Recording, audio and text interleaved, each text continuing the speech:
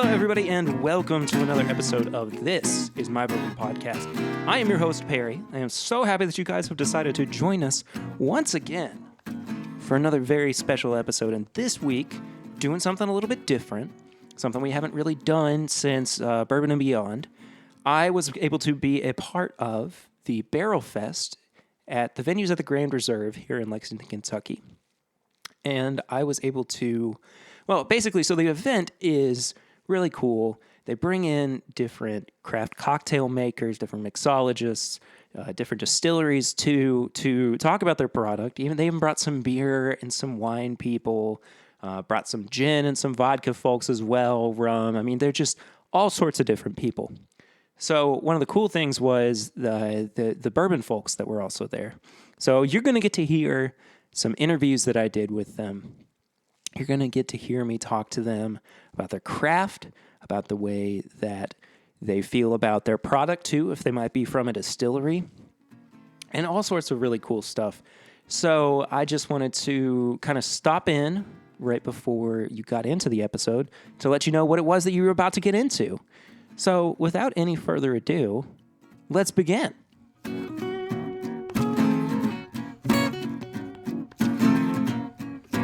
So our first guest of the evening is Jacqueline from Maker's Mark. Jacqueline, welcome to the show. Well, thank you, Perry. I'm super excited to be here. How long have you been working with Maker's Mark? I've been with Maker's Mark for nearly 8 years. Wow. So what's your role there? So I am a distillery diplomat.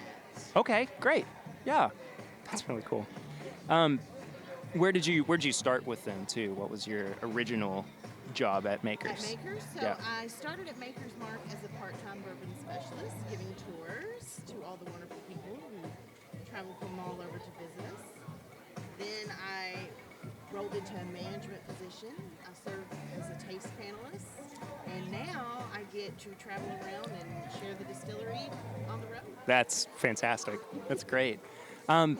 So we're here at a cocktail event.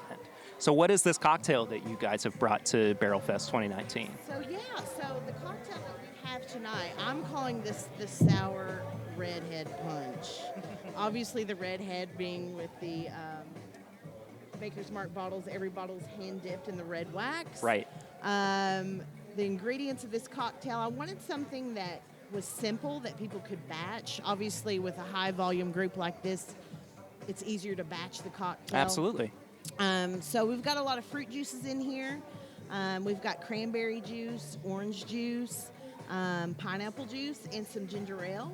But we top it off with a little bit of that Maker's 46 to give it those nice baking spice notes. There you go. That's the key right there, Yeah. I'd say. Yeah, so what is your ideal kind of Maker's Mark cocktail then? Are you utilizing just regular makers? Or are you utilizing 46? Or what do you kind of gravitate It towards? kind of depends on the ingredients. Sure. And kind of what mood I'm in, to be quite frank, what kind of mood I'm in to drink. But, Maker's 46 is a bigger, bolder version of Maker's Mark. Right. And that we're highlighting and amplifying the baking spice notes and has a longer finish to it. So that tends to work really, really well in like a Manhattan. Mm-hmm. Any cocktail that has those kind of holiday juices in there that complement those baking spices. Very cool, very cool. So, how do you prefer to drink Maker's then? Is it in a cocktail? Is it neat? Is it on the rocks? Personally, I like mine neat or with a splash of water. Yeah. I'm a distillery gal, so that's kind of just what I'm used to. Sure. But you can't go wrong with Maker's Mark and a splash of L8, a little bit of lime. Totally agree. Totally agree. I like simple cocktails. Sounds a lot like the Keeneland Breeze, honestly. Keep it pretty simple. Yeah. Maker's is so good on its own, you don't have to do a whole lot to it. Yeah, absolutely. So what's coming up for Maker's this year? What's happening with Maker's in 2019? Our distillery is rolling right along. We've got our Maker's Mark Private Select, and I believe I heard you mention something about this on your last podcast. Yes. That you might be doing a tasting of one of our Private Selects soon. I very well might be, yes. Was I correct? Yes. Okay. Yes. So Private Select is our private barrel program, Mhm. and it really allows folks to get personal. Right. Maker's Mark is a very personal brand. People who love Maker's Mark have a passion for it Yeah. that is sometimes hard to explain if you're not one of them. And with our program, we really developed something that allows them to truly curate their perfect version of Maker's Mark through a finishing process. So Right. that's been my big focus here lately is the Private Select program. So where can people come to check out Maker's Mark and everything that's going on at the distillery and maybe actually be a part of the Private Select? Where is Maker's located? So Maker's Mark is located in beautiful Loretto, Kentucky. We are not easy to get to. No, you are not. I can confirm that. I have a funny story actually about the first time. So Lucy, my wife, and I we were out in Elizabethtown a few years ago, and it was during Christmas time, very beginning of December, and we were like, well, we'll just kind of roll up to Maker's Mark, just to check it out. It was a little bit late though, and it was probably closed. And we're like, well, we'll just go to check it out. We're on the back winding roads and everything. We're like, should we turn around? Is it safe to get there? Yeah, it's totally fine. It's safe to get there, yeah. But we get there, and it's already dark, but there's all these lights out, and we're like, what's going on? And it was the first night of the candlelight tour, which we had no idea existed until we rolled up to it. And that was our first experience with the distillery, and we thought it was gorgeous. Way to oh, see absolutely. Absolutely. Beautiful night. place. All lit up for the holidays. And if you've never been to Maker's Mark, highly encourage it. It is one of the most beautiful campuses of any bourbon distillery in Kentucky. So thank you, Perry. We're absolutely, very proud of it. Absolutely. Jacqueline, thank you so much for sitting down and chatting with me for a few minutes. It was my pleasure. Thank you. Thank you. Cheers. Cheers. So next person to sit down with us is Tom from Jephthah Creed. What's up? Hey, man. So we've had Autumn from Jephthah Creed on before. She was great to talk to. We had her on. She's the best. Yeah, she's wonderful. But what is your role at Jephthah Creed? So I'm our sales ambassador at Jephthah Creed. So I kind of I do stuff like this, a lot of these kind of tasting events. If you ever see those guys in the liquor store that try to get you to drink all their stuff when they walk in, that's me. I do that. I also hang out at the bars and restaurants and liquor stores, just trying to grow the brand. I'm kind of like our brand ambassador that also does sales stuff. Sure, yeah. Now, let's talk about, first and foremost, this cocktail that you guys have. What's going on with it? What's in it? And sure. So just as a side, I was our beverage manager for about a year and a half. Yeah. Around there. And so all I did was mess with Jephthah Creed products. Nice. So I have just a Rolodex of cocktails in my brain. So this is one that uses our blackberry moonshine, our lemonade moonshine, and then we mixed it with tea that we made at the distillery, and then lemon and mint. So kind of like a nice little boozy tea drink. Nice. Yes. That's the awesome. Jephthah tea. Yeah. Perfect. Yeah, right? Perfect. So talk a little bit, too, about some of the products that are at Jephthah Creed right now, because you're not yet you don't have bourbon out yet. Right, bourbon has not dropped yet. Looking like it will be dropping this summer, right after Derby. It's looking like it's going to be, it's big times. That's awesome. A lot has led to this for sure. So right now we have a vodka line as well as a moonshine line. So a quick thing about us, for those that might not know, we are a farm-based distillery. We grow all of our own ingredients. So we grow our corn that makes up 100% of our vodka, as well as a great portion of our moonshine, and obviously the backbone of our bourbon.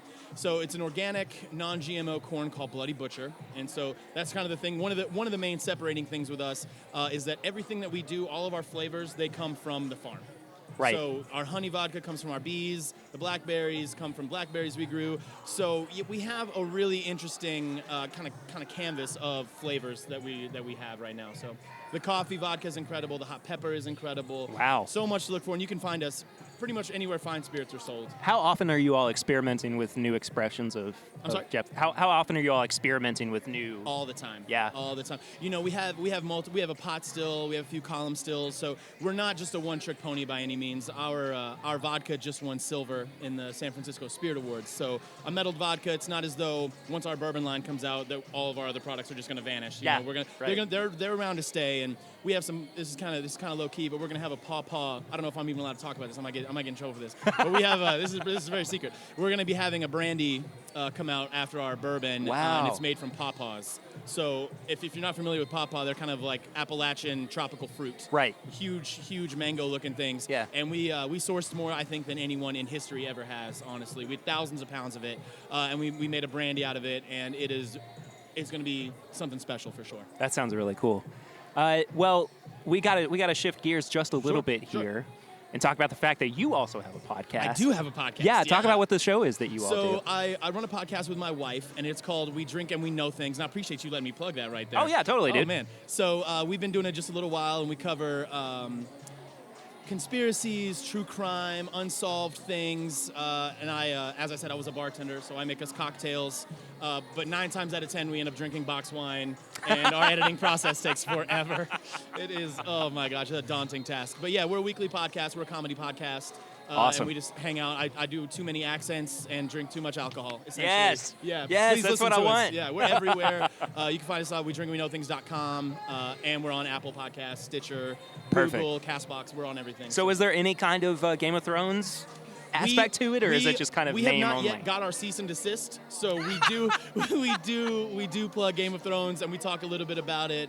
We're both pretty on the nerdcore side of stuff, so we're gonna probably do a big episode when the finale approaches. So. What's the when's the show come back? April 14th? Middle of April, yeah. Yeah. Middle of April, yeah. Yeah, so I'm sure you guys are excited about that. Oh yeah, as well. I'm actually hosting a trivia in Georgetown at Galvin's with Jeff the Creed. Okay, wow. In April for their Game of Thrones trivia. It's gonna be nice. That's really cool. Hell yeah, man. Yeah.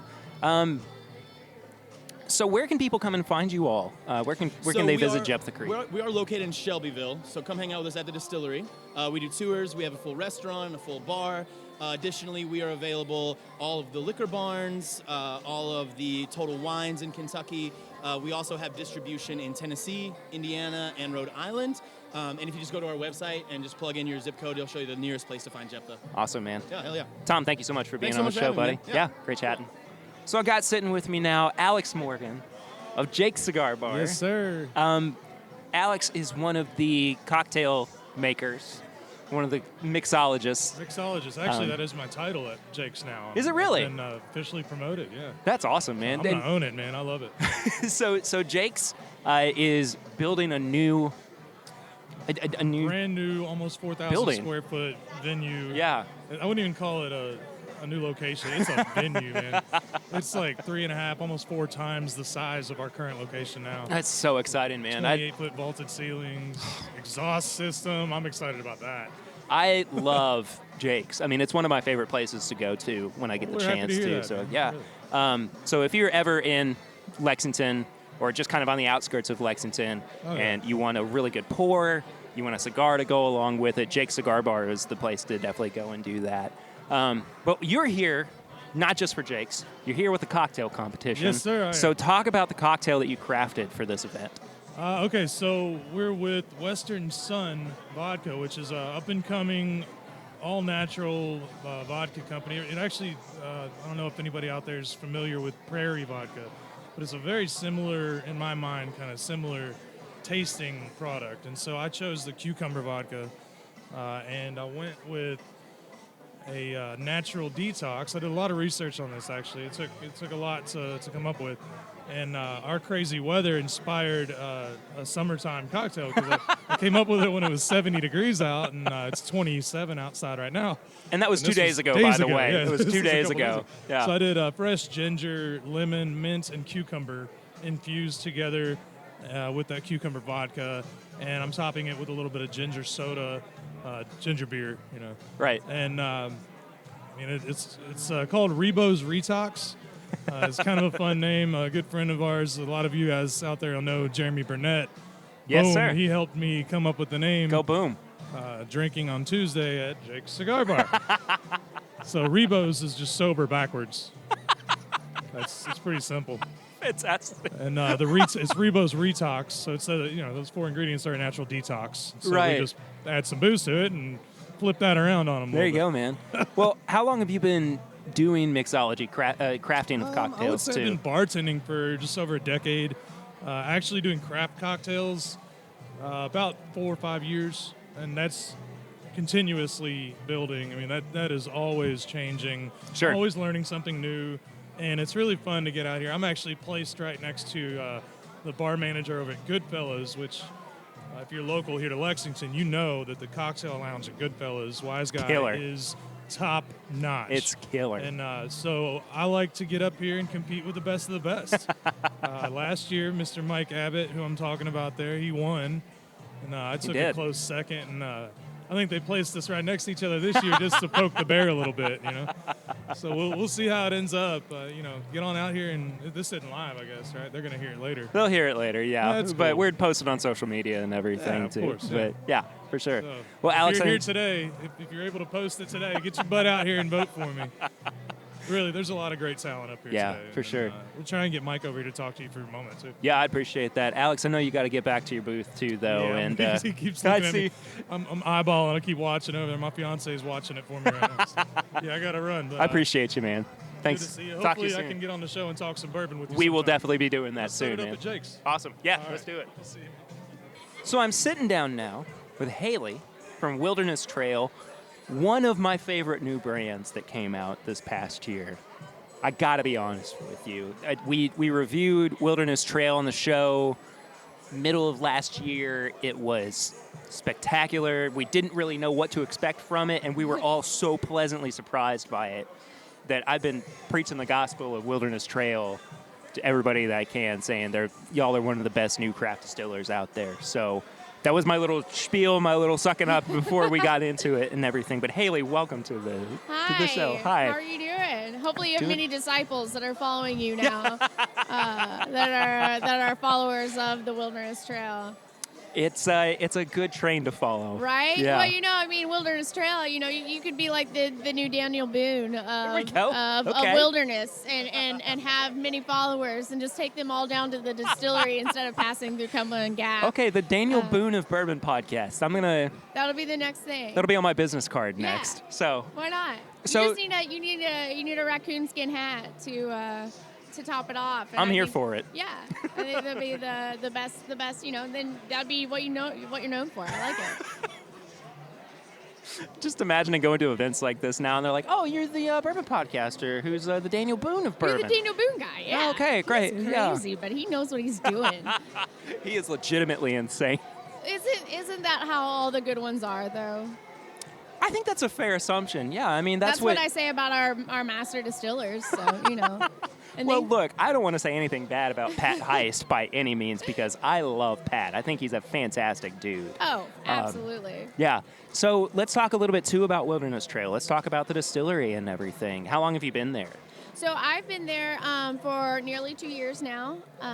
Got my start, very humble beginnings there, as Wilderness always is a big humble beginnings. But yeah, I got my start there as a tour guide, learning the ins and outs of the distillery.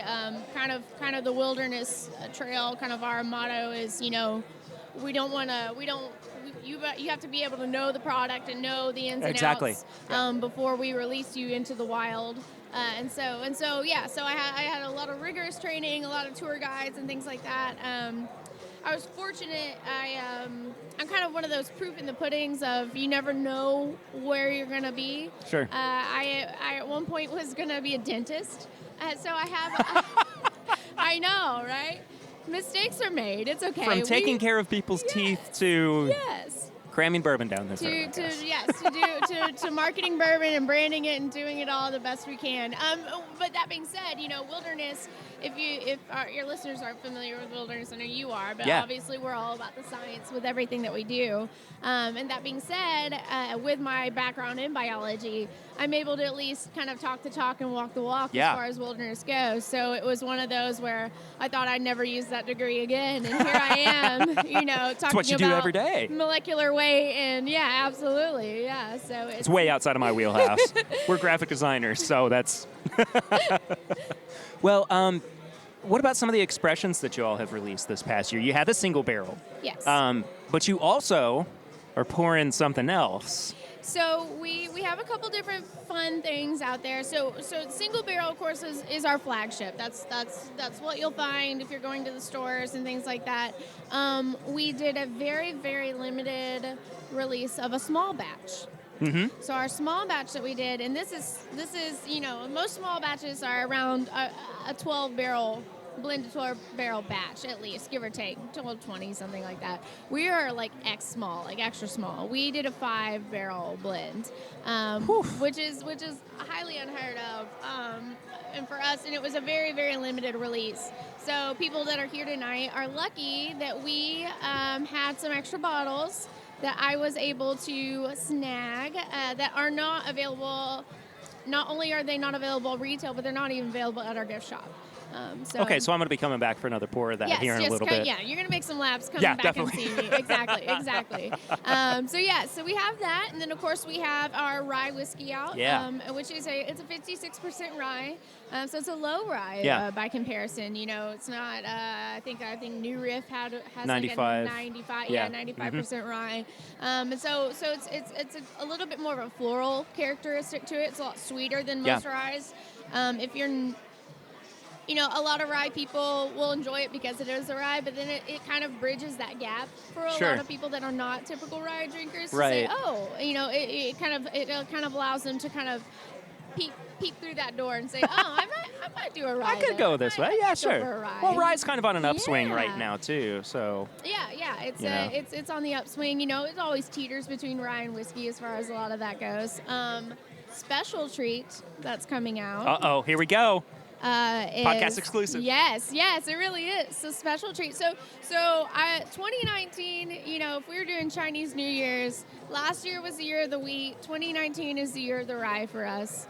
So 2019, we will have more rye whiskey available.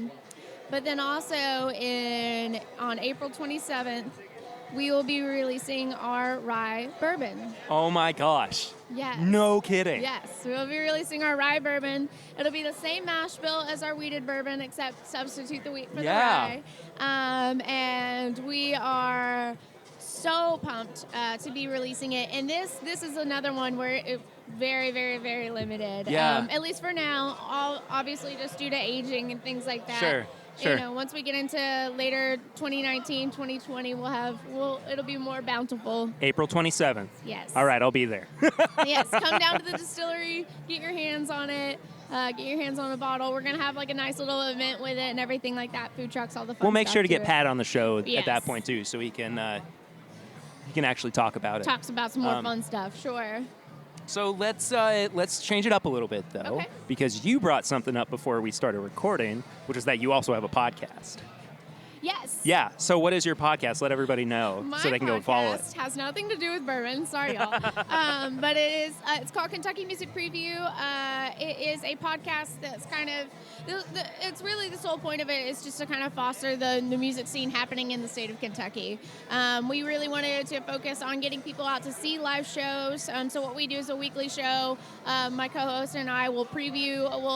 We'll talk about shows that are happening throughout the state, and then we'll pick one each that we preview a song from that you get to listen to the band and decide for yourself if you want to go. So cool. And then usually we'll have a guest artist on for the entire month. Wow. Yes, and so that artist is usually a local, Kentucky-based artist, and so then we'll close out the show each week with one of their songs and give them an opportunity to kind of support their music, allow them to have a platform to market themselves as well. So We'll have to talk a little bit more about that here soon, because we can. podcast brains.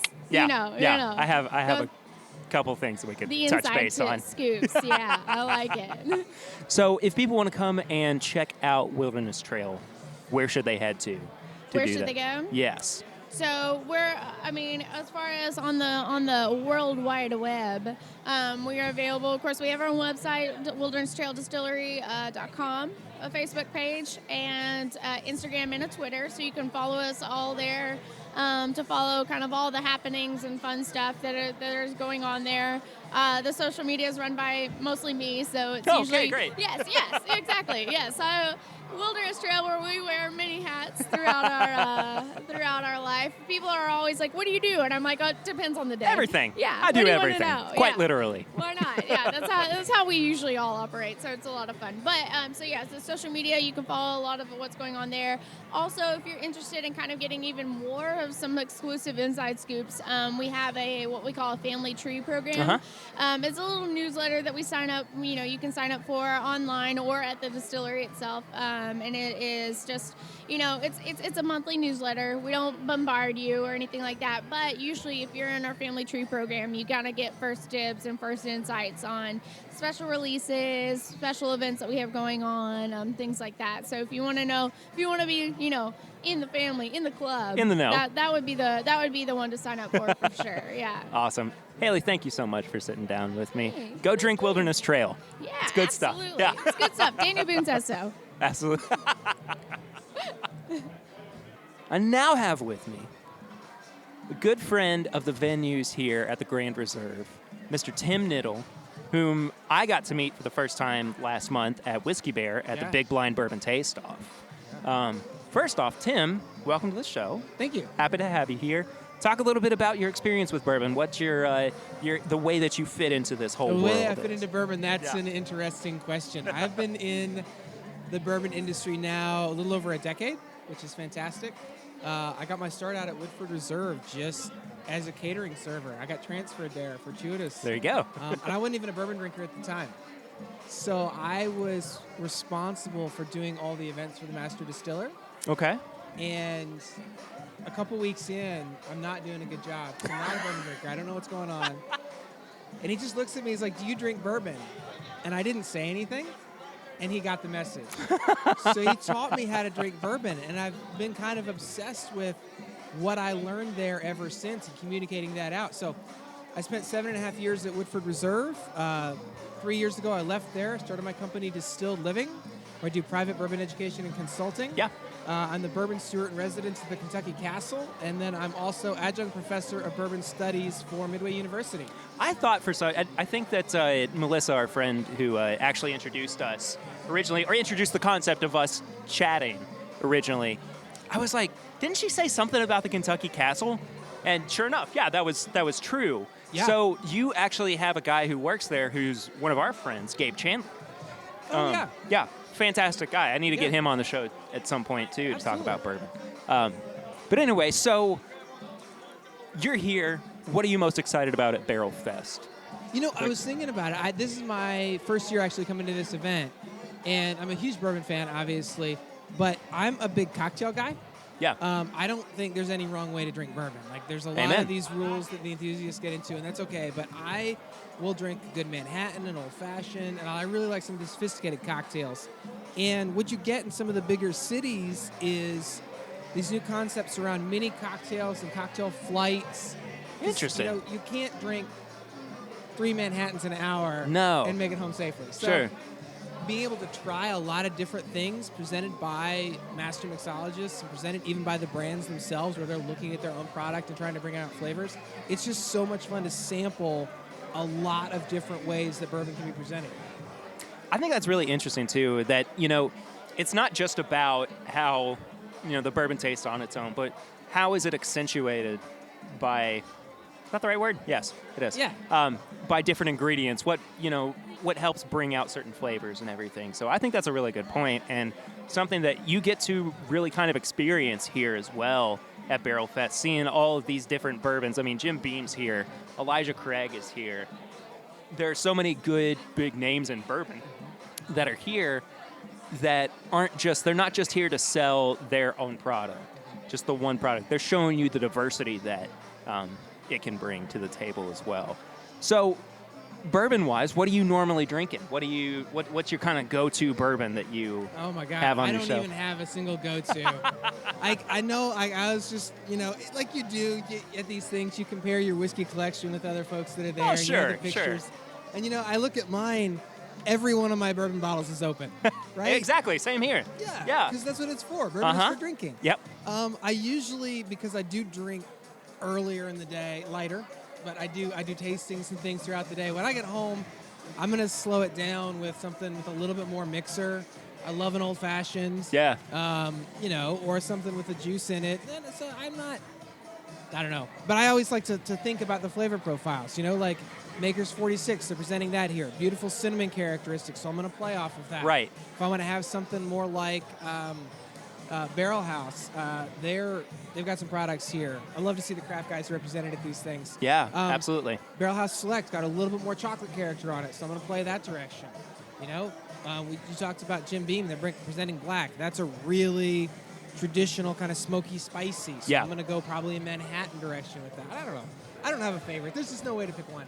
So when you're crafting cocktails at home, when you're building cocktails at home, are you going for like you're building it all yourself, like you're actually putting the ingredients in, or do you sometimes go for some of the like pre-made syrups? So like maybe an Eli Mason or Buffalo Trace has a good old-fashioned mix too. Yeah. If you'd asked me that question 5 years ago, I would have been flat, no premix. Like 100%. Like there isn't one on the market. But nowadays we're starting to do some good premixes. Yeah. Steerings has a great line of products that are really high quality, no artificial ingredients. And that's the thing that I look for is if it's going to be good enough quality, nothing fake in it, I don't think there's anything wrong with using that. Yeah. Especially when I'm tired. I mean, sometimes I'll spend 3 minutes making an amazing Manhattan and stirring Sure. everything correctly and putting it in a chilled glass. And sometimes I won't. And There's nothing wrong with that. Nothing wrong with that. Yeah. So for me at home, yeah. When I go out, though, I want to see a bartender that's put in the time. Just like I want to see a chef Sure, yeah. that's put in the time. Absolutely. Put in the prep work and built me something really amazing. And we're seeing some of that here. Some of the cocktails that I've tried here have been really top-notch. Do you do a lot of, like, say you've got folks coming over, party or whatever, do you tend to kind of batch cocktails sometimes too? Oh, Or? I love batch cocktails. Yeah. The way they're presenting it here is really smart. It's a great way of doing it. Totally agree. Yeah. You just got to be careful with your dilution. Get it all chilled in advance. Separate the ice. Put it in bags if you need to, so that you keep it cold without dilution. Yeah. That's the big key. And then you can keep that strength and flavor profile for hours. I mean, you can batch anything. You can batch a mint julep, a whiskey sour. Yeah. Manhattans work great batch because the Oh, longer yeah. they sit, the better the flavor integrates. Barrel-aged Manhattan is... Those are so good. we had one yesterday at Bardstown Bourbon Company. Yeah. Too. Their barrel-aged Manhattan really is fantastic. That's I love awesome. everything. Let's talk too about maybe a significant moment for you in drinking cocktails. What was like the first cocktail that you had that really kind of made you go, oh, this is something different. This is something that I want to kind of gravitate towards too. Well, when I was at Woodford Reserve, like, they would host cocktail competitions. Like, they have the Manhattan competition just Right, opened yeah. up for this year. Yeah. And I wound up working up to being a judge to those competitions. And what I tasted blew my mind. It was better than anything that I'd had going out drinking. I mean, part of it is where we are in central Kentucky. Yeah.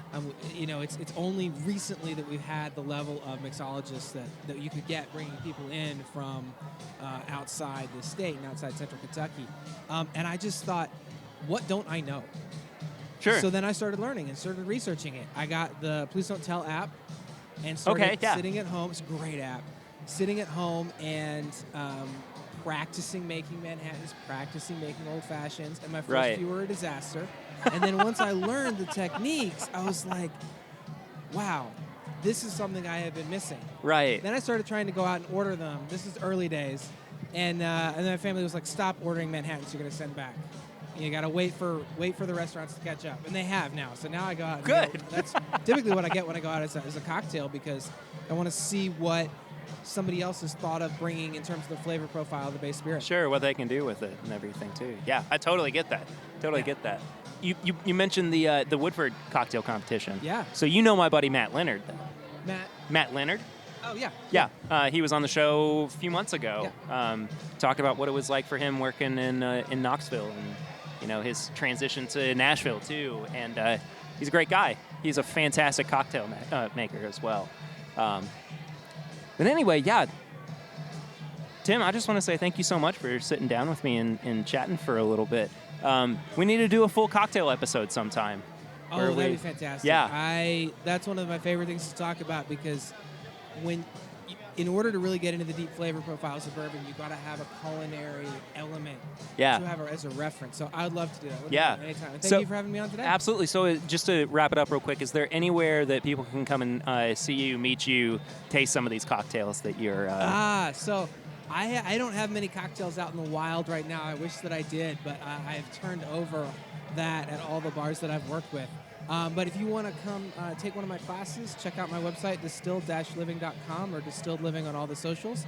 I've got Kentucky Bourbon School with the Kentucky Castle, and then I'm doing a education series for Kentucky Black Bourbon Guild, which is going to run through all of 2019. So look for all my classes and public events there. They're awesome over there. I love those guys at the Kentucky Black Bourbon Guild. They're great. But anyway, thank you again, Tim. Thank you. It's been great, man.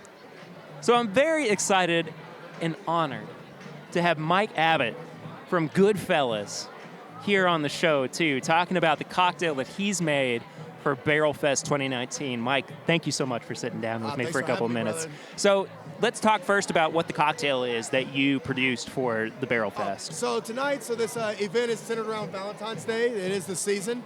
So they want us to do like a cheeky rendition of a nice name, and we're playing around with vodka, of course, which as a bourbon drinker, my blood type's 90 proof, so vodka's not exactly the avenue I go after. I love that. It's kind of a clean slate, though, so basically I can do whatever I want. I chose peach. The name of the drink is Ain't She a Peach? ASAP.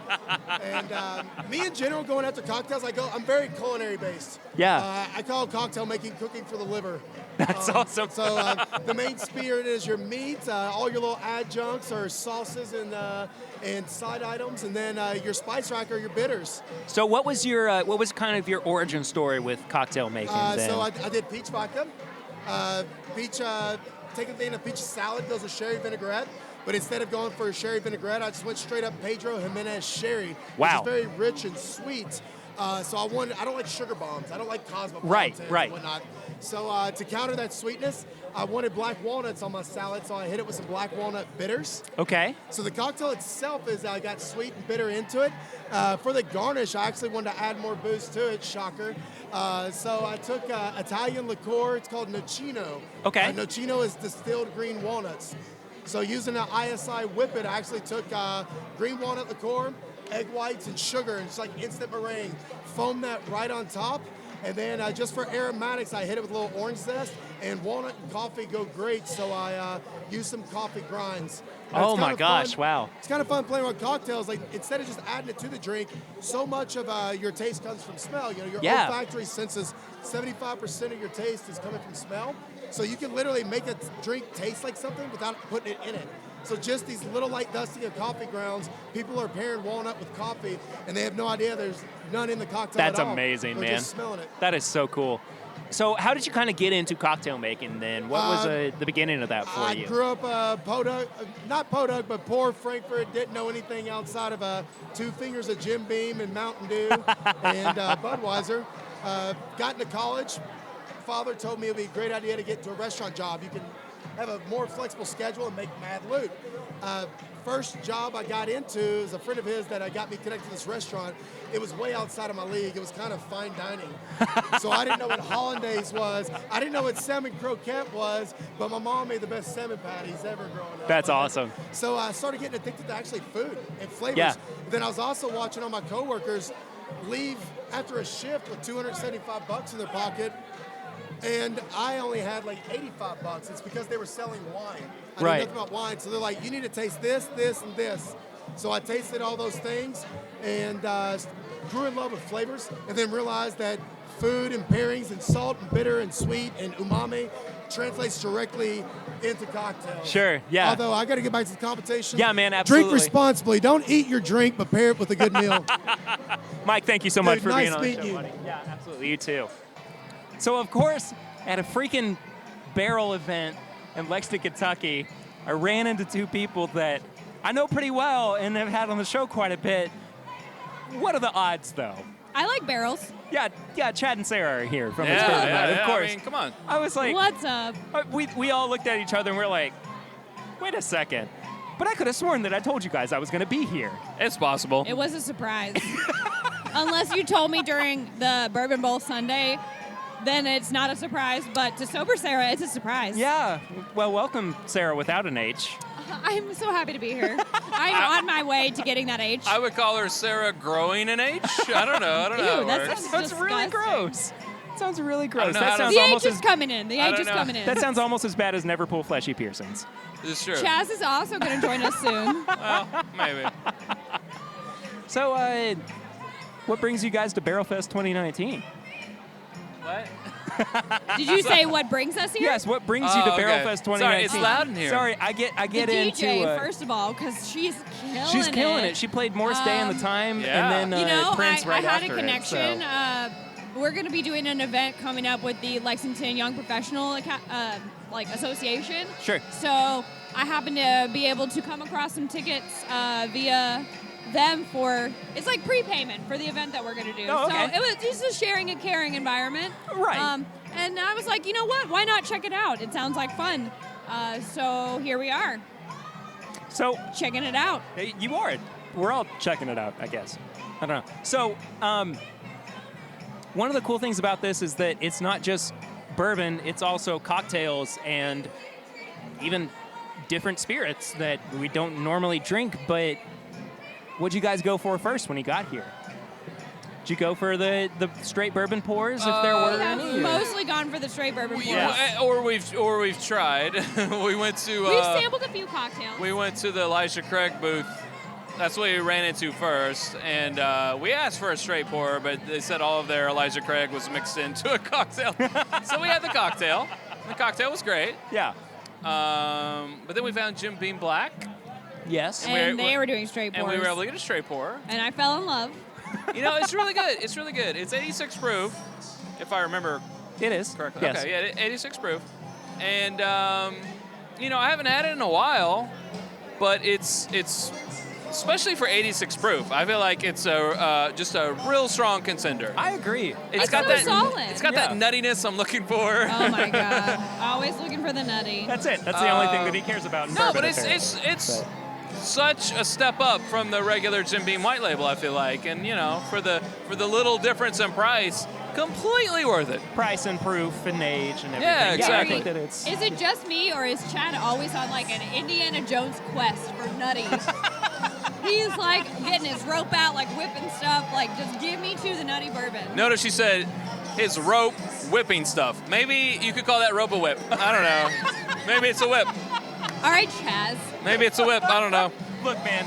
He has a whip-like rope out, and he's whipping things. I'm gonna slap you.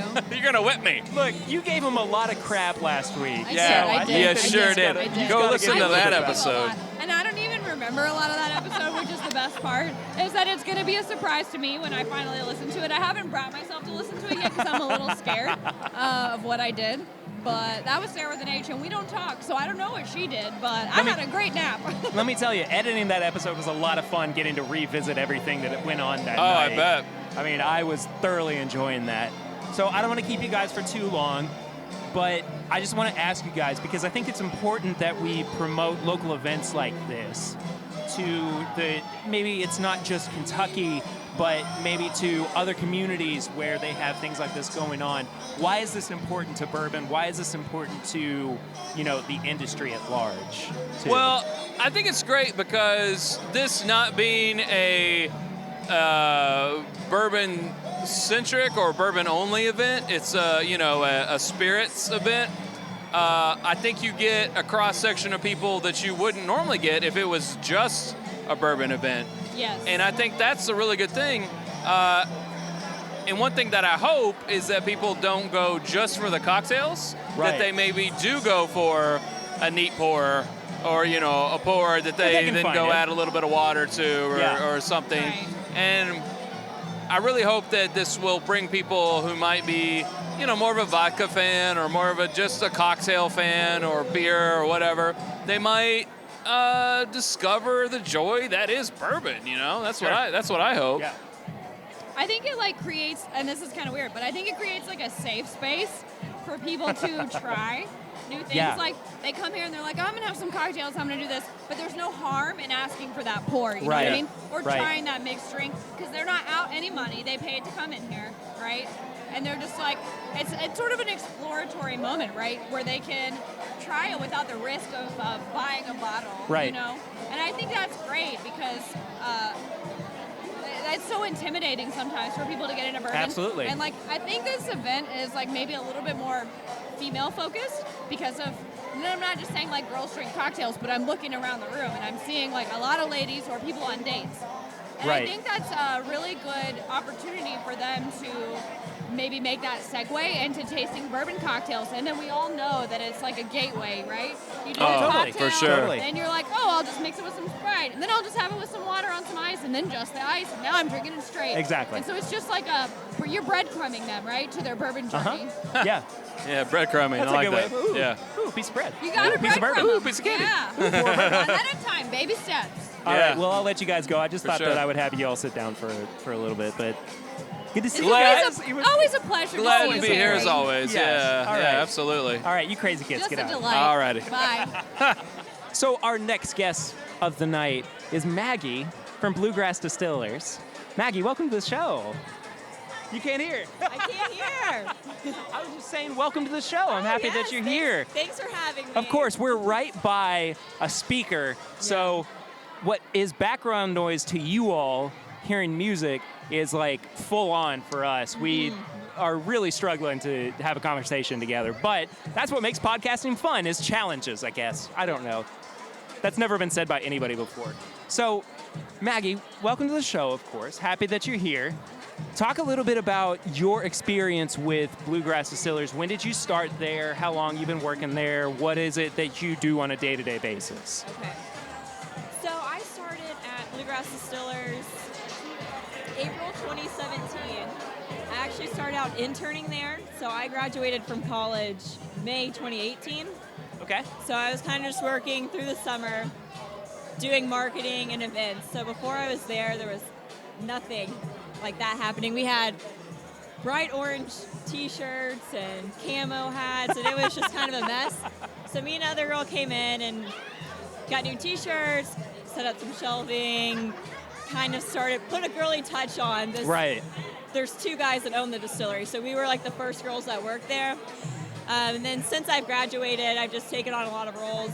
We have a lot of interns, all the marketing, newsletters, help out with the labels, pretty much anything on the business side, Right. some way I'm a part of it. Sure, So sure. it's just me and the master distiller there throughout the week, and then the two owners who have other careers. So they're in and out. Okay. So I'll work with them, but other than that, it's me. So I just realized something. Uh-huh. Something just hit me. I've actually met you before. Oh, really? I met you at the distillery. Oh, really? I work for a tour company too. I work for Bottled and Bond Tours. Oh, okay. I brought somebody in to do a tour there. Okay. And I think you were actually our tour guide that day too. So Probably, it just, yes. sorry, it was a weird aside, but like I just Yes. realized that I've Probably. actually met you before. There's not that many people that work there, so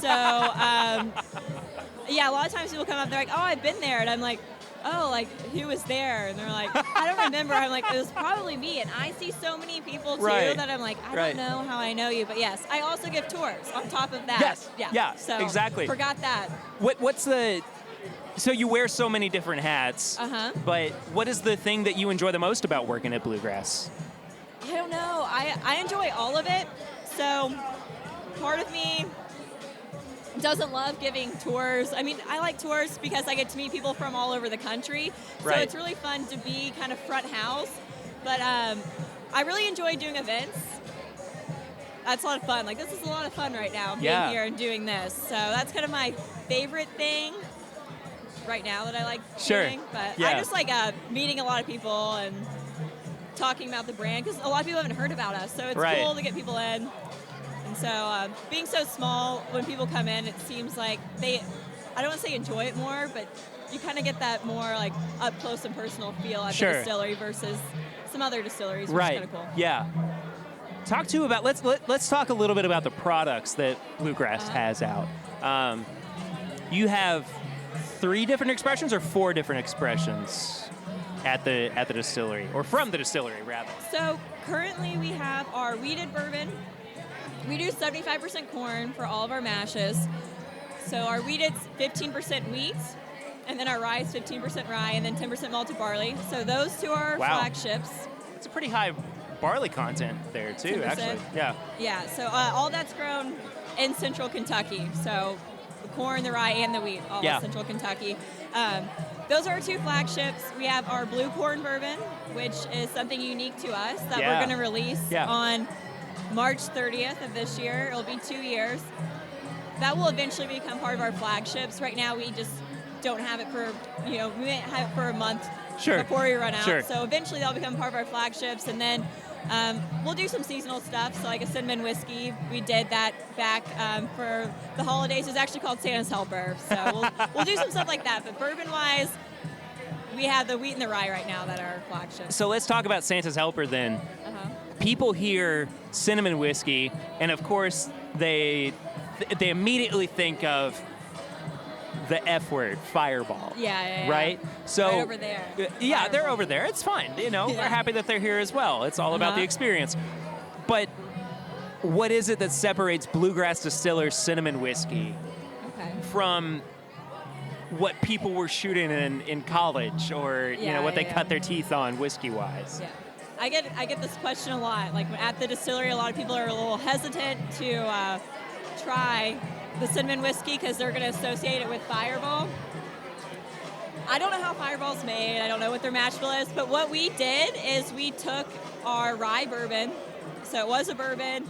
We proofed it down to about 72 proof, and then added the cinnamon flavoring that we worked with the company to develop. So it started out as a bourbon, so you're going to get the bourbon flavor with just kind of that cinnamon snickerdoodle finish to it. So it is sweet, but you're not getting the syrupy high sugar. Right. The overly sweet part of it. Yeah, nothing wrong with Fireball. I mean, you can put that and make a really good shot and stuff like that out of it, but I don't know about putting some ice in it and sip it on it. So it's a sipping whiskey. It's not a... It can be whatever, but it doesn't need a lot. So like, I put it maybe with some like apple cider, but you don't... I bet that's really good too. But just like a splash is kind of, I don't know, just kind of that tartness to kind of not make it as sweet. Eggnog, anything, but you don't need a lot of anything to add to it. I know some people that drink it just with some ice. I'm not a sweet person though, so I probably would cut it with something. So you guys are a really small distillery. I mean, very small. Not that I was feeling claustrophobic or anything while I was in there, but it's a very quick turnaround in terms of when you walk through the door, you see the process behind it and everything. You see the aging of it, and then it's like, all right, tasting time. Yeah. How do you guys survive in a market that is kind of based more in larger scale batches, larger scale products, and everything? Good question. So I think a lot of people that we get are different than the people that are doing just the bourbon trail. Right. We get people that are looking for the craft. They can get a bottle of, just say like Maker's Marks, it's over there, wherever they live. So they like to come in town and they like the craft experience. It's just the same people that like craft beer. It's kind of that sort of market. So we get a lot of people that are looking for something that they don't, that they can't get, that they've never heard of. And like I said, with giving tours, tend to get a lot of people that really like that kind of up close and personal experience, more laid back. We don't have like a scripted tour, so I feel like that's kind of how we're surviving. And we're only doing about 12 barrels a month, so we are really low, but we're doing well, and when it gets busy, and we've pushed back tours to do them on the hour because we were doing them on the half hour, and it was just too much. It was really like you said, it's probably when you came in, you busted out, and then it was on to the next one. So we want to really make a great experience, get the repeat business, get people going back to their home states, trying to get more of our products. Well, one of the coolest things that you all do too is that, so many distilleries, you can buy a bottle of their bourbon when you go to their gift shop. What's different about you guys is they can go to your gift shop and actually buy a bottle that they pour right out of the barrel, which I think is such a unique experience for anybody that's looking for something different to do on the bourbon trail.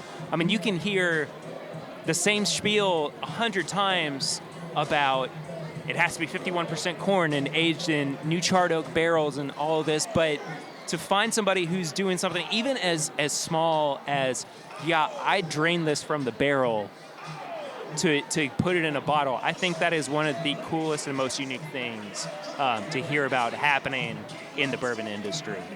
So that was just kind of my doting on you all in terms of like you're doing something really cool in that aspect. People are actually like asking us like how we do that because people are going to other distilleries and kind of raving about that. So it's kind of something that we're doing right now, but I mean, you can't trademark that or anything. I mean, that's people are going to start doing that. It's such a great idea. If you can handle it, you know, if your crowd size isn't massive and you can do that. Right.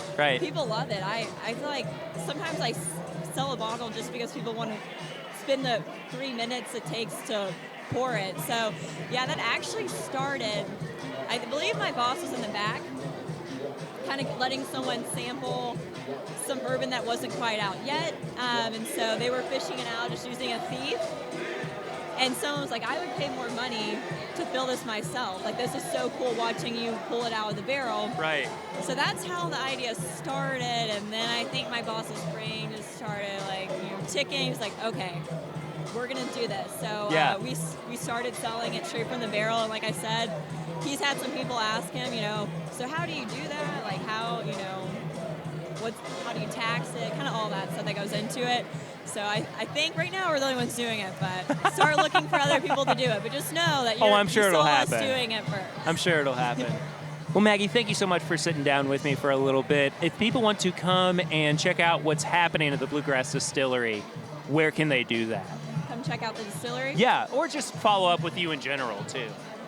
Yeah, so you can check out our website. So on our website, you can book the tours on there. Also, we're not distributed all over the place, just in a handful of states, but as we get more and more distributors on the website, you can figure out what stores we're in, so you can find us that way. Shoot us an email at info@bluegrassdistillers.com if you have any questions, want to bring a larger group in, or we can't ship, so that's something we can't do, but if Sure. any other questions you have, you can shoot me an email at info@bluegrassdistillers. I can answer anything, but yeah, on our website you can book the tours and also figure out what retail stores we're located in as well. Awesome. Maggie, thank you again so much. It's been really great. Thank you so much for having me. Absolutely. First podcast. It's Really? cool. Yeah. Wow. Well, we'll have to have Bluegrass on just in a full episode then Yes. to really talk about the nuts and bolts of everything. So Cool, yeah. we'll make sure you sit down again when we do that. So awesome. Thank you so much. Absolutely. Thank you, Maggie. So Andrew from Barrel House Distillery is sitting down with me now. And Andrew, welcome to the show. Thank you. Yeah, Thank man, you. you said this is your first time being on a podcast. Yeah, first time. Yeah, that's awesome. When I was getting everything kind of set up for this episode, little peek behind the curtains, y'all invited me to come down to the distillery proper and do an episode there. So that's definitely going to happen in the future. Sweet. Yeah. But I'd love to talk to you about what you guys did for Barrel Fest this year. Yeah, cool. But we'll back up a little bit. What has been your experience with Barrel House? With Barrel House? Yeah. When did you start there? So I've started a couple months ago. I'm relatively new. Wow. Okay. Yeah, I'm relatively new. I'm a full-time preschool teacher, getting into the industry. Okay, man. Awesome. Yeah, I know. Getting into the spirits industry. So I've been what I do there is I kind of come out and do these events like this. Has anybody ever told you that you look like George Harrison? Like who? George Harrison. Yes, a couple Okay, times. all right. I've actually gotten a couple Dave Grohls today. Okay, I can see that too. Yeah. I don't know why. I just heard, I saw you and I was like, oh, George Harrison's here. Cool, I love that. Yeah, or maybe a little bit of Frank Zappa too. Oh, I don't know. sweet. Yeah, all good okay. names. All right, good deal. Anyway, sorry, weird aside that I just had there. Yeah. What are some of the products that Barrel House offers? Because I feel like you guys aren't one of the.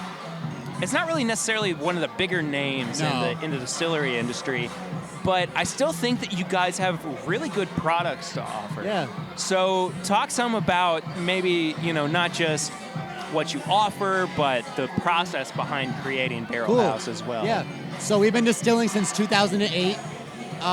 We started with our Pure Blue vodka, and we've kind of just expanded from there. So right now, the products that we're offering are our Pure Blue vodka. We also make a clear moonshine and an aged bourbon barrel aged moonshine. Right. We make a clear rum as well as a bourbon barrel aged oak rum. We also make bourbon, which is our Barrel House Select. It's our year-round bourbon. It's very good, by Thank the way. you. Yeah. Yeah. I had it a couple months ago. Yeah. And I was really blown away by how good it Yeah. was. So I mean, sorry, that no, continue. it's cool. I love. Yeah.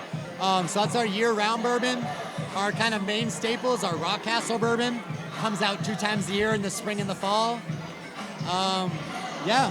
For the longest time, we only had 1 still, so our production was kind of limited to that. Sure. But last month, we actually got our 2nd still in, so we'll be able to start cranking out some more Great. stuff. That's awesome. Yeah. Exciting. So, of course, we're here for Barrel Fest and all that good stuff. So, what is the cocktail that you guys brought to? We actually brought 2 cocktails. So Great, we have, good. Yeah. So we have our Pure Blue Winchester, which includes our Pure Blue vodka. It's with a little ale 8, splash of orange juice, and then an orange wedge.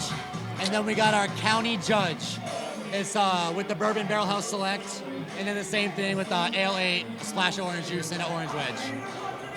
That with bourbon is right up my alley. Man, I mean, you know that what? is perfectly I was in a line little with what I skeptical like. at first with the bourbon and orange juice, and then I made it and tried it, and I was like, no, good call. Look, man, bourbon and orange liqueur is great. One of my favorite cocktails that I, quote-unquote cocktails, is a bourbon, 90 to 100 proof, orange liqueur, and a splash of ale 8. Oh, yeah. And I mean, it's fantastic. Yeah. So I mean, that is totally right in line with what I would like. So what's in the future then for Barrel House? Do you know what they're going to be doing in the future? I think the future right now is just trying to kind of expand. Sure. We're kind of pretty local right now. You got a new still last week. Yeah, so there you go. We're hoping to expand to more liquor stores and maybe get out of state eventually. I think deal. we're maybe a little bit in Indiana, but we're pretty much just local here in Lexington. Yeah, and I think that if you're interested in it, definitely make the trip down here to Lexington and check out what they have to offer. Yeah. Not just by going to your store, maybe Liquor Barn or Total Wine or whatever, but also going and checking them out at the distillery itself, because it's a really cool space. Yeah. Not just where you can go to the distillery, but you are in the distillery district. Yes. Too Yeah. of Lexington, and y'all were kind of the first in that area too. Yeah, that's right. Which I think is really important to Yeah. giving a name to something that implies we're distilling spirits or distilling, It's alcohol. actually, it's here. pretty cool. There was a big fire because the whole thing used to be the James E. Pepper Distillery. Mm-hmm. There was a big old fire. Everything got shut down and abandoned. In 2008, we came in and we brought it back. We bought that building and we kind of brought everything back. So one of the cool things too is that not only are you able to go to Barrel House, the distillery proper, but then you can also kind of have this all-day experience there too. So for anybody who doesn't know, Barrel House is there.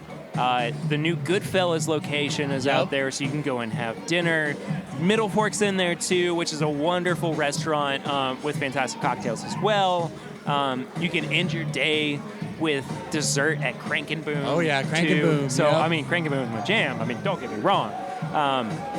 But there's just everything to offer in that area. Oh, I know. And I think that Barrel House is a really great way to kick off that experience or that day while you're actually there. So highly encourage people to go and check that out when they come to Lexington and have a couple good pours and check out what everything's about over at Barrel House too. Yeah. And I guess ask for Andrew too. I'm there, and then there's also another Andrew there as well. Oh, okay. So you can't go wrong if we're asking for Andrew. So ask for the Andrew who looks like George Harrison, and Yes. you'll be in good company. Well, Andrew, thank you so much for sitting Thank down you. with me This for is a couple of awesome. minutes. Yeah, it's been great, man. Yeah, thank you. Thank you. Cheers. I mean, we'll talk about it on here. I but honestly have not. Good. You're fine. I No didn't big even deal at all. know until tonight that Dude, it's not a big deal at all. It's like it's a weird thing because not a lot of people. I felt like I don't know. There's two sides. It's like a lot of Kentucky watches it, and then about half of it have never heard of it, which is cool. But I mean, I know of the show. I guess I just didn't realize that a Kentucky boy was on it. What? Say that again. That a Kentucky boy was on it. You Oh, know what I yeah, mean? yeah. No, Like it it's all just cool. it just never. Well, Kentucky came. guy won Survivor, which is really cool. Really? Shout out to Nick Wilson. Yeah. Okay, great. Nick won Survivor this past season, and it just aired and was over. I want to say right around the end of October, November. Yeah. So yeah. So we kind of jumped right into this. Yeah, sorry. Without any. No. It's Yeah, all yeah. good. So Winston Hines, who was on Big Brother. Big Brother 20? season 20. Yeah. This past season. I didn't even know until I walked in that you were here, that you were any Bartender sort now. of like. Yeah. Obviously, I didn't win the game. I didn't win. I am working. No, But I mean, that's all yeah. good though. Like, you know, I think what's really cool about these kinds of shows is that it's such a small facet of a life. Right. You know, of a person, and you know, beyond that, what you do, you know, that's totally up to you. Right. I mean, whether or not you buy into the whole celebrity status or you go back to normal life, and I think that it's really nice and really cool to see somebody who has kind of you went kind of full on with that to a degree in terms of like, you know, the show, and you were there, and that was part of you, but then you came back down, and you're still here in Kentucky. Oh, you're dude, hanging out. and come on, everything, man. you know? It's not that big of a deal. It's not like I was, you know, on some big, you know, giant movie or something. Look, man, you know. everybody It was knows fun. what Big Brother is, though. You know, it is No. a part It's of been our, around for a long time, but it's, Yeah. you know, like I was saying, there's kind of two different sides. Some people had never heard of it, which, you know, I'm not offended at all. It's great. The main reason I fell into the show was the girl I was dating at the time got me watching it. So it's one of those shows where it's like you don't really hear about it until someone else tells you about it. Sure. And then you're like, you're glued. And Yeah. I was watching this whole season, and I was like, man, that would be a fun game to go compete on. And she was like, you're crazy. And then I Sure sent in enough. a little clip, and then I ended up going on. But it was fun. They take, for those of you who don't know, 16 people across the nation thrown into a house. You're cut off from the world, no cell phone, no anything.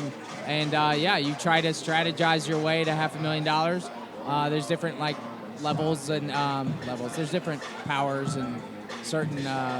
It's a game. It's a game. It's a game. It's given Yeah. to you through the week through competitions. But that's pretty much it in a nutshell. It's the biggest. What do they say? Social chess game that there is. So It's interesting. a social chess. Yeah. So, last thing, and then we'll move on because this is about whiskey Right, and right. Yeah, we're cocktails and diverting a little everything. bit, yeah. But, I mean, did you have kind of a shift in terms of the way that you lived a day-to-day life after you were done with the show, or was it just kind very of much like so? Yeah. So I came off, and it kind of like it's kind of like a new, fresh start in a way. You For me going in, I was a working guy. I was in medical device for about 4 years, and was always a sales So was my guy. mom. I'm sorry. Came out, and then I'm like, I want to shake things up, so I got into bartending. So went to bartending school here. That's who I'm here representing right now. Yeah. It's the Lexington Bartending School. Shout out to Todd, and it was great. But yeah, so now I'm bartending. I'm at the Sandbar over in Malibu Jacks right now. Okay, yeah. So come visit. But yeah, I just wanted to do something a little different, take a step back. You know, and bartend. It was something I always wanted to do. I'm a huge bourbon drinker as well. So when I found out now that you have a podcast, I'm gonna have to start listening. I had no clue. Please do. Sorry, I had no clue. I want to get on. But yeah, we'll make that I wanna happen get on board, for sure. For sure. But yeah. so I always thought I'd want to bartend, have some fun. I'm a people person, so it kind of shook things up. Well, and, So let's talk too about, you know, the cocktail that you brought here too. So how much influence did you have in crafting what you put forth in the competition? I couldn't really hear you. Sorry. No, you're fine. You're fine. I'm only for it. Sorry for those of you who don't know. There's music blasting. Oh, yeah, right no, now. it's very, going nuts, very yeah. loud. We got, Yeah. what is this, Drake in the Yeah. background Oh, right now? it's Yeah. Drake, yep. Somebody's doing the Kiki challenge at home. Literally right in front of us. They really are. I wish you could see. Well, what I was asking was about the cocktail itself that you brought to the competition. How much work did you have? Oh my gosh, dude. Like in the That's crafting what was so of it? cool. Yeah, it was like getting involved and being able to see what goes into an actual cocktail that's made from scratch. Like this morning, me and Steve showed up and we were squeezing these lemons for like an hour and a half. Yeah. We're like, to make one little batch of makeshift lemonade, it took an hour. And we were like, oh my gosh. So the amount of respect I have now for like a handcrafted cocktail is like blown through the roof. Sure. Because you see what goes on behind. But that's what I was interested in. This is really cool stuff. So I've enjoyed the whole process of learning, and I'm still learning every day as a bartender. I don't think you ever really know it all. I think you just keep going. There's so much you can do. Well, I think that's what's so cool about not just being a mixologist, but also about a bourbon drinker, a bourbon enthusiast, rather, is that there is never just one facet of it that you can kind of adhere to and then you're done. Right. It's always about learning. It's Right, always about right, what's the next right, step in it. right. So knowing that you are that in tune with it, I think is really exciting to see where you could grow Right. as a mixologist, as a cocktail maker Right. too in the future. So you said you're working in Lexington. Yes, yeah, I'm here in Two. Lexington now, back in Lexington. We'll see if I stay. I'm kidding. I mean, I want to stay. I've enjoyed it. I love Lexington. I love Kentucky.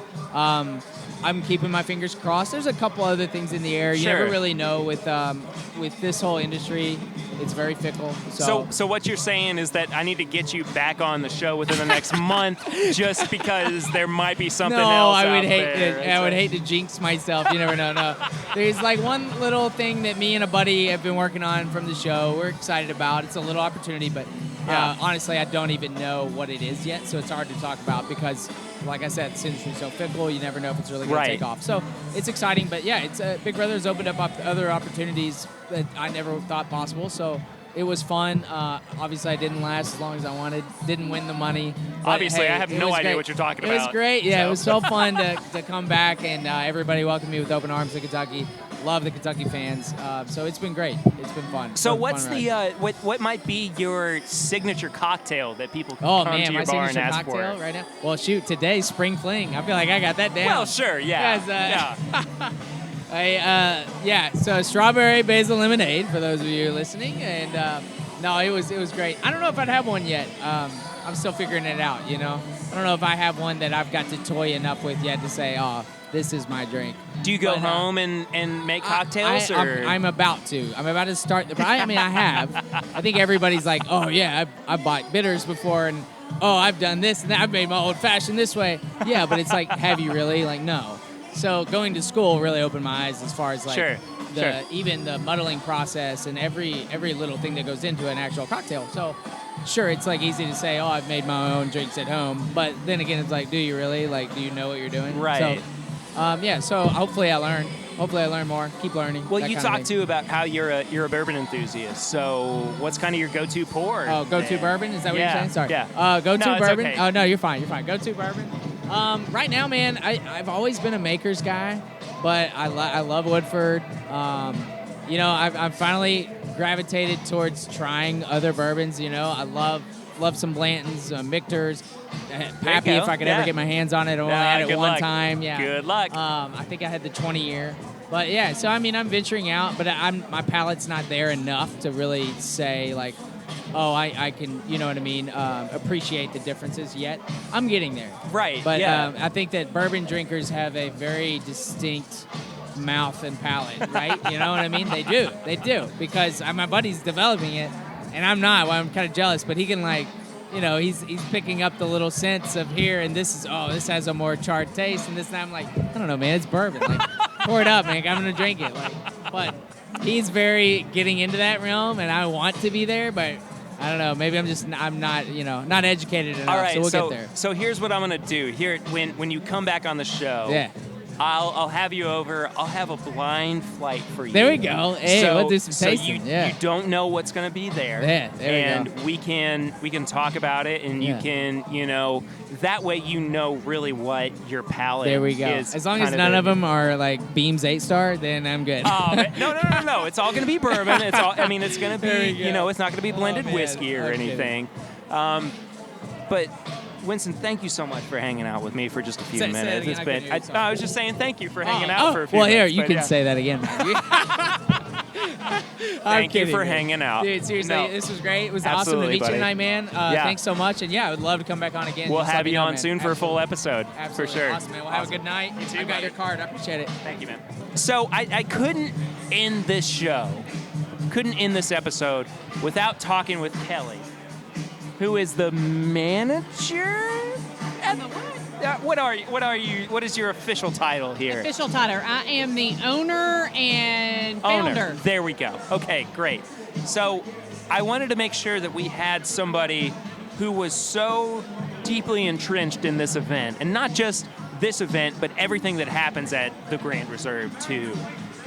So you can talk about not just what this event does for the community, but also why this event exists in the way that it does. So what was kind of your inspiration in bringing Barrel Fest to life? You know, last year was the first, the inaugural year for Barrel Fest. What made you want to do it again, too? Okay. So Barrel Fest had been on my mind for a couple of years prior to last year. And had some family things going on. My mother had a stroke, and we put it on the burner for a couple of years. Hey, I'm sorry to hear that. So last year it was finally rip the Band-Aid off, put your big girl panties on, and do it. So I am a very weak drinker. We have a lot of events at the venues of the Grand Reserve that have bourbon tasting, vodka tasting, and I need training wheels. Meaning I need this stuff mixed up. Sure. So I was like, well, I want to create a event for me because there's got to be more people out there. You know, and so many events are a craft beer or they're a vodka or they're a bourbon event. Right. And I was like, well, let's do it all. There you go. Not only local but national. Yeah. And let's make it mixes, and we, you know, all the tables have the different recipes so that you can mix it at home. Right. And that's what we do here. It's a cocktail-based event. But it feels like so much more than that. It feels like you're trying to highlight these brands that can be so diverse depending on, you know, the ways that they're incorporated in the cocktails, or, you know, maybe you don't like drinking it neat or on the rocks, you know, but it just reaches so many different aspects of the alcohol itself. Yeah. So, you know, what would you say to people who, you know, maybe aren't sure about how to approach their drink one way or another? This is an event, something for everyone. Right. And if you're a beer person, national brands are here. Yeah. If you're a vodka person, we got them too. Local, national. If you're a craft cocktail drinker, that's what our bartending competition with, you know, Western Sun is all about. So we wanted a little bit of everything for everybody. It's kind of like if you have your hands in everything, it's never empty. So that's what this event brings, a little bit of everything. So if you like vodka, we got you. You like bourbon, we got you. You like beer, we got you. You like wine, we've got that too. Yeah. And then you culminate it into having a good time, having samples of different cocktails, and then we go into the after party that actually just started about 10 minutes ago with Radio 80. Yeah. Who doesn't love 80s? You know? So it's like, let's have a good time here, and then we'll move the party next door and have a dance party and have a good time. Sure, yeah. And I mean, it really does feel like, it kind of feels like a party, like you're just hanging out with your friends and you get to have a couple of drinks and chat and, you know, just have a good time. So I think that overall the atmosphere here is really nice. It's not... Thank you. Yeah, oh, absolutely. I mean, it's not imposing. You're not feeling like you have to, you know... We've got a little bit of every socioeconomic person in here. I mean, we've got judges, lawyers, and then we've got, you know, the hardworking person that just wants to come out and have a good time on a Saturday night. Sure. So, you know, this is only the second year that Barrel Fest has happened.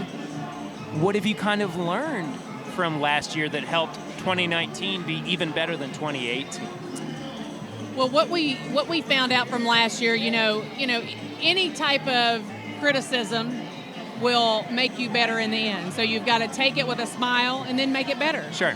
So, we learned that people were, it was such a great event last year. I mean, literally, we put it together in 4 weeks last year. Wow. And we had to stop selling tickets 3 hours before because we my were worried gosh. we were going to run out of product.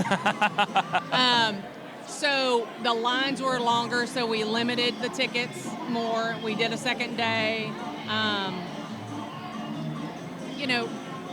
Creative and constructive criticism is what my business is all about. Right. It makes it better. Right. So you take all the good, all the bad, roll it up together, and make it a better event. And in the event planning, which is what we do here, you make it better. That's what we did. So what do you think 2020 is going to look like then for Barrel Fest? 2020. Woo! Ask me Tuesday.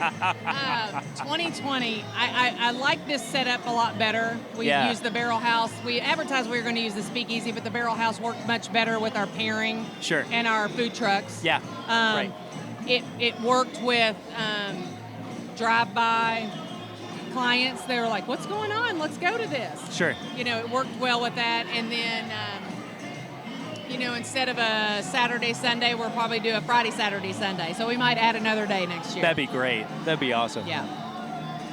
Kelly, thank you so much for sitting down with me for a couple of minutes talking about Barrel Fest 2019. I think that's a really good way to close out this year of Barrel Fest. Thank you very much. I appreciate you coming. I'd be happy to be here. I look forward to being here again next year. Awesome. too. Let's go party it up with Radio Let's party. 80. Wow, let's have a little bit of fun. All right. All right.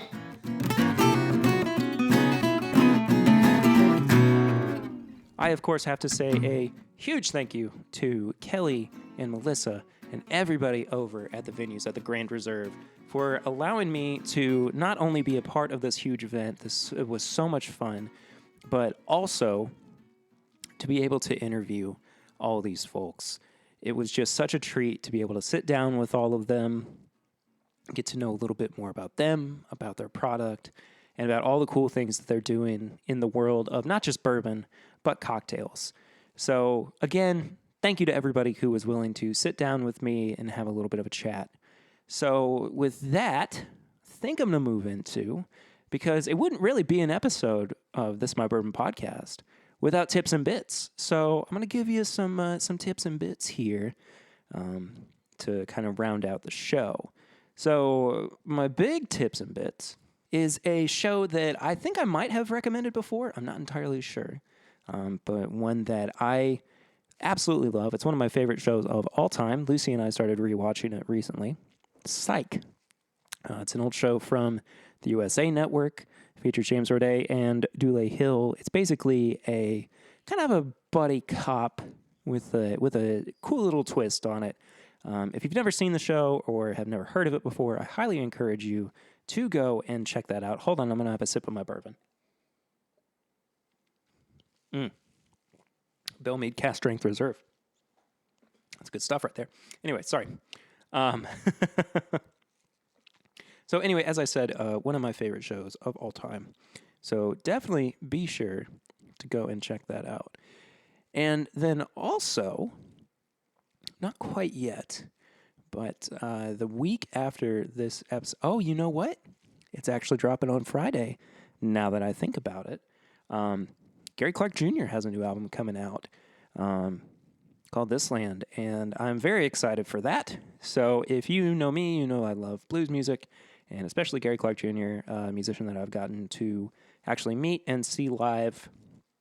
So I will be checking that album out when it drops. So it's not really what I'm recommending now. It's what I'm kind of looking forward to checking out here soon. So that about wraps up this week's episode. Thank you all so much for listening. I really do appreciate you taking the time out of your day to hang out with me for a little bit.